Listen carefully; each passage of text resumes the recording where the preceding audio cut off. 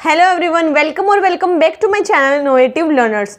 तो अभी तक चैनल को सब्सक्राइब नहीं किया तो चैनल को भाई सब्सक्राइब ज़रूर कर लेना। एस्टेट की पूरी सीरीज़ हमने स्टार्ट कर रखी है। एग्जाम से पहले आई विल ट्राई कि आपका पूरा सिलेबस कंप्लीट हो जाए। तो इस वीडियो को भाई शेयर भी करो जो भी आपके फ्रेंड्स एस्टेट के लिए प्रिपरेशन कर रहे हैं, क्योंकि मैं पूरा सिलेबस कंप्लीट कराने वाली हूँ आपका। देखो भाई, हमारी लास्ट क्लास में हुई थी ट्रायल एंड एरर थ्योरी। इस क्लास में हम डिस्कस करने वाले insightful theory of learning which is given by Wolfgang Kohler. Wolfgang Kohler. देखो, इस थ्योरी में और जो प्रीवियसली मैंने थ्योरी करा दी उनमें बेसिक डिफरेंस क्या है। इनमें जो मेन डिफरेंस है भाई, इन्होंने ह्यूमन की इंटेलिजेंस को भी रोल दिया है कि इंटेलिजेंस का भी रोल होता है किसी भी काम को सीखते समय। वहां पर इन्होंने जो जितने भी साइकोलॉजिस्ट थे इससे पहले जो थ्योरी की है, उन्होंने सिचुएशन को कंट्रोल किया। ह्यूमन के ब्रेन के बारे में, वो कितना इंटेलिजेंट है उसके बारे में कोई बात नहीं की, उसके कॉग्निशन की कोई बात नहीं हुई। लेकिन इस थ्योरी के अंदर कोहलर ने ह्यूमन इंटेलिजेंस की बात की कि इंटेलिजेंस भी रोल प्ले करती है, सबकी इंटेलिजेंस में वेरे करती है, वो सीखने में रोल प्ले करती है। तो इन्होंने एक्सपेरिमेंट किस पर किया था भाई? एक चिंपैंजी पर। किस पर एक्सपेरिमेंट किया था? एक चिंपैंजी पर। और उस चिंपैंजी का इन्होंने नाम रखा था भाई सुल्तान। ये थ्योरी भाई जनरेट कैसे हुई थी? वर्ल्ड वॉर फर्स्ट के टाइम पर वर्ल्ड वॉर के टाइम पर जो था, कोहलर जो थे कैनरी आइलैंड पर फंस गए थे। 1913 टू 1990 के टाइम पर 1913 से 1919 के बीच कोहलर कैनरी आइलैंड पर फंस गए थे। कौन से आइलैंड पर? कैनरी आइलैंड पर। वहां पर इन्होंने चिंपैंजीज को ऑब्जर्व किया और ये देखा कि चिंपैंजीज भी किसी भी प्रॉब्लम को सोल्व करते टाइम अपनी इंटेलिजेंस का यूज करे। तो इसी को देखते हुए इन्होंने अपना एक्सपेरिमेंट कंडक्ट किया चिंपैंजीज पर। इनके अकॉर्डिंग चिंपैंजीज की जो इंटेलिजेंस है वो नियरर टू ह्यूमन बींग्स होती है, इसीलिए इस थ्योरी को ह्यूमन बींग्स पर अच्छे से अप्लाई किया जा सकता है। इन्होंने क्या एक्सपेरिमेंट किया?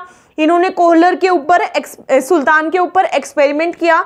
इन्होंने एक्सपेरिमेंट किया भाई, इन्होंने एक पिंजरा लिया, पिंजरे में सुल्तान को बंद कर दिया। पिंजरे में किसको बंद कर दिया? सुल्तान को बंद कर दिया। और पिंजरे की छत से एक केला लटका दिया और पिंजरे में एक बॉक्स, छोटे बॉक्स को भी रख दिया।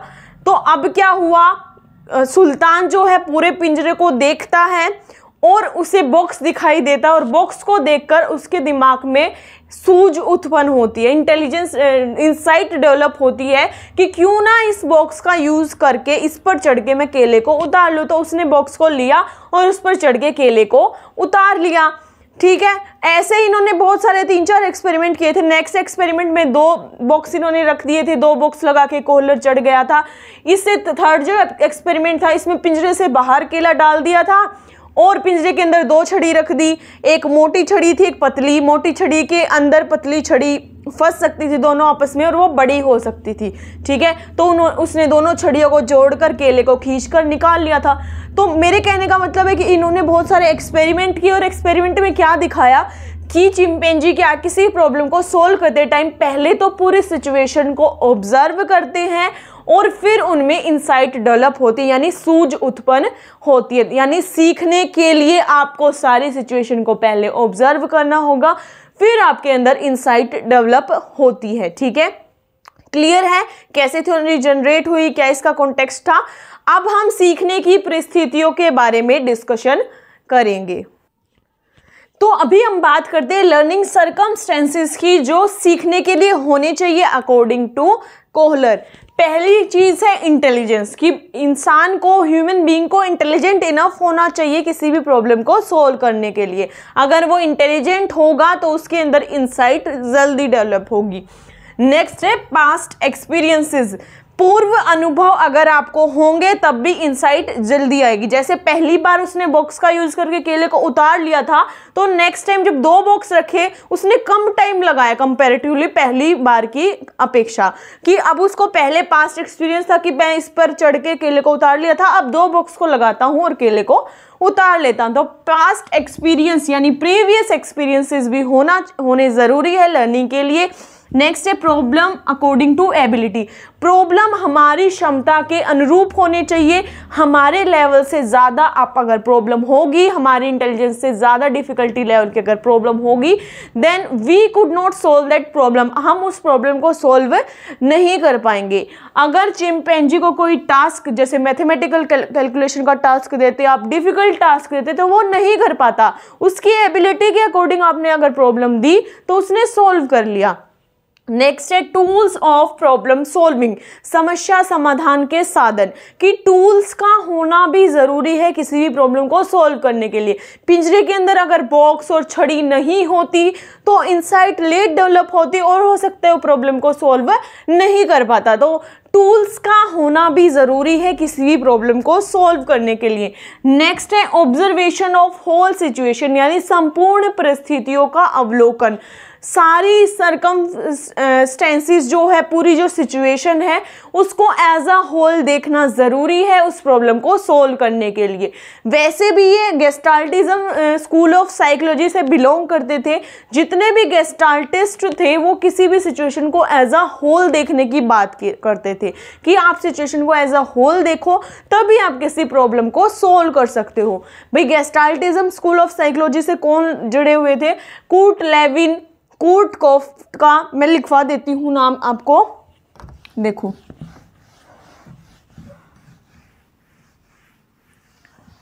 देखो कूर्ट लेविन, कूर्ट कोफ्का, मैक्स वर्दिमर और वुल्फगैंग कोहलर, जिनकी ये थ्योरी की है, ये वुल्फगैंग कोहलर। ये चारों साइकोलॉजिस्ट जो थे वो गेस्टाल्टिज्म स्कूल ऑफ साइकोलॉजी से जुड़े हुए थे। देखो, कूर्ट लेविन, कूर्ट कोफ्का, मैक्स वर्दिमर और वुल्फगैंग कोहलर, ठीक है। ये चारों ये मानते थे कि किसी भी प्रॉब्लम को सोल्व करते समय आपको सिचुएशन को एज अ होल यानी कंप्लीट सिचुएशन को ऑब्जर्व करना पड़ेगा, ठीक है। तो इसके फादर बोला जाता है भाई मैक्स वर्दिमर को, यानी गेस्टाल्टिज्म स्कूल ऑफ साइकोलॉजी के पिता, फादर किसको बोला जाता है? Max Wertheimer. Max Wertheimer is the father of Gestaltism school. भाई मैंने आपको कंप्लीट थ्योरी करा दी है गेस्टाल्टिज्म की, इससे रिलेटेड आपका कोई भी क्वेश्चन अब नहीं छूटने वाला है। अगर आपकी कोई क्वेरी है तो मुझे कमेंट सेक्शन में ज़रूर बताना। अगर वीडियो पसंद आई तो वीडियो को भी लाइक करिएगा, साथ ही साथ अपने फ्रेंड्स के साथ भी शेयर करिएगा। सो मिलते हैं नेक्स्ट वीडियो में एक नए टॉपिक के साथ। तब तक के लिए bye bye, take care and thank you.